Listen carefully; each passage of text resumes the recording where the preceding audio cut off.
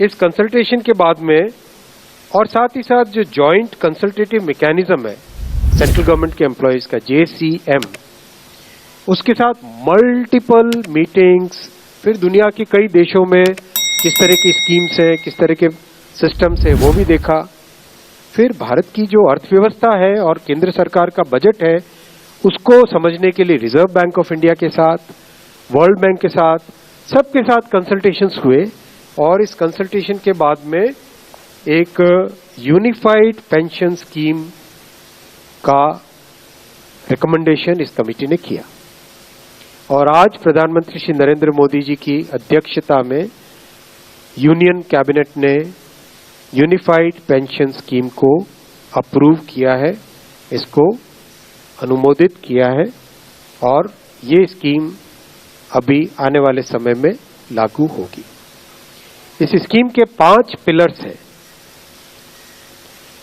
सबसे इंपॉर्टेंट विषय था कर्मचारियों की तरफ से कि हमें अश्योर्ड अमाउंट एक चाहिए, जो बहुत लॉजिकल और वाजिब रिक्वायरमेंट था। तो इस डिमांड पे एक मेथोडिकल वे में काम करके और एक्चुअरियल साइंसेस, जो लोग आगे का भविष्य का रिक्वायरमेंट वगैरह कंप्यूट करने का एक तरीका होता है जिसको एक्चुअरियल साइंस बोलते हैं, उनके साथ मिलके कई तरह के फाइनेंशियल मॉडल्स को प्रोजेक्ट करके और सबके साथ मिलके एक सिस्टमेटिक तरीके से 50% अश्योर्ड पेंशन, ये इस यूपीएस का सबसे पहला पिलर है। इसकी डिटेलिंग देखनी चाहिए हमें। जो ये अमाउंट मिलेगा वो रिटायरमेंट से पहले के 12 महीनों की एवरेज बेसिक पे का 50% होगा। मैं रिपीट कर रहा हूं, अश्योर्ड पेंशन का जो अमाउंट है that will be the average of basic पे ऑफ 12 मंथ्स बिफोर सुपर एनुएशन, उसका 50% होगा। और इस फुल पेंशन के लिए जो क्वालिफाइंग सर्विस रहेगी वो रहेगी 25 इयर्स, यानी 25 वर्ष तक अगर किसी ने काम किया है, सेवा की है, तो उसको फुल पेंशन यानी जो ये अश्योर्ड पेंशन का अमाउंट है वो मिलेगा। 25 साल से अगर कम है लेकिन 10 साल से ज्यादा है तो उसमें प्रोपोर्शनेट पेंशन रहेगी, प्रो रेटा वो पेंशन का अमाउंट बनेगा। जो कभी किसी कर्मचारी की डेथ हो जाए तो फैमिली पेंशन एक बहुत बड़ा, स्पाउस के लिए ये बहुत बड़ी एम्प्लॉयज की एक रिक्वायरमेंट थी, डिमांड थी। तो सेकंड पिलर इस यूपीएस का है अश्योर्ड फैमिली पेंशन। किसी भी कर्मचारी के डिमाइज से पहले, इमीडिएटली पहले जो पेंशन थी, अमाउंट था, उसका 60% मिलेगा एम्प्लॉय के, डिसीज्ड एम्प्लॉय के स्पाउस को। ये सेकंड पिलर है।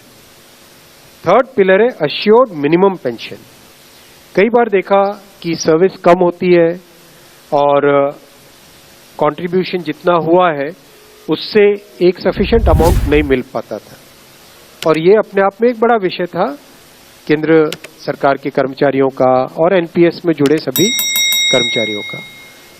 इसीलिए एक minimum assured pension, assured minimum pension 10,000 rupees per month, वो इसमें यूपीएस में थर्ड पिलर ये रखा गया है। इसके साथ आगे वाले पॉइंट को जोड़ के करेंगे तो अगर डीएनएस रिलीफ यानी महंगाई से रिलेटेड रिलीफ जो मिलेगी तो वो आज की तारीख में होते होते करीब 15,000 रुपए पर मंथ हो जाती है, which is a substantial relief part of this entire pension system. Fourth pillar है इन्फ्लेशन के साथ इंडेक्सेशन। जैसे केंद्र सरकार के एम्प्लॉयज के लिए सैलरी में डीएनएस अलाउंस होता है, उसी पैटर्न पे जो इंडेक्स है, सेम इंडेक्स को यूज करके all India consumer price index for industrial workers, इसको यूज करके assured pension, assured family pension और अश्योर्ड मिनिमम पेंशन, इन तीनों के तीनों जो आपने पिछले पेज पे तीनों पिलर्स देखे, assured pension, assured family pension और अश्योर्ड मिनिमम पेंशन, इन तीनों के ऊपर इन्फ्लेशन इंडेक्सेशन डीएनएस रिलीफ के बेसिस पे मिलेगा। डीआर, डीए की जगह डीआर, डीएनएस रिलीफ। पांचवा पिलर है इस स्कीम का lump sum payment at superannuation in addition to gratuity. ये एक तरीके से बहुत ही इंपॉर्टेंट और बहुत ही बड़ी एक रिलीफ मिलेगी। जब सुपर एन्युएशन होता है तो उसके बाद में इंसान अपनी लाइफ को प्लानिंग जिस तरह से करना चाहिए तब कई बड़े खर्चे आते हैं, इसलिए ये लंप सम एक अमाउंट तय किया गया। यह है कि हर 6 महीने की सर्विस के लिए मंथली इमोल्यूमेंट्स विच मीन्स पे एंड डीए कंबाइंड, उसका 10% अमाउंट।